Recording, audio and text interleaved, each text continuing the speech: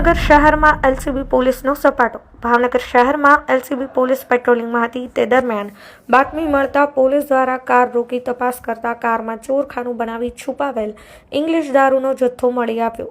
હાલ આરોપીની અટક કરી પોલીસ દ્વારા તપાસ હાથ ધરવામાં આવી।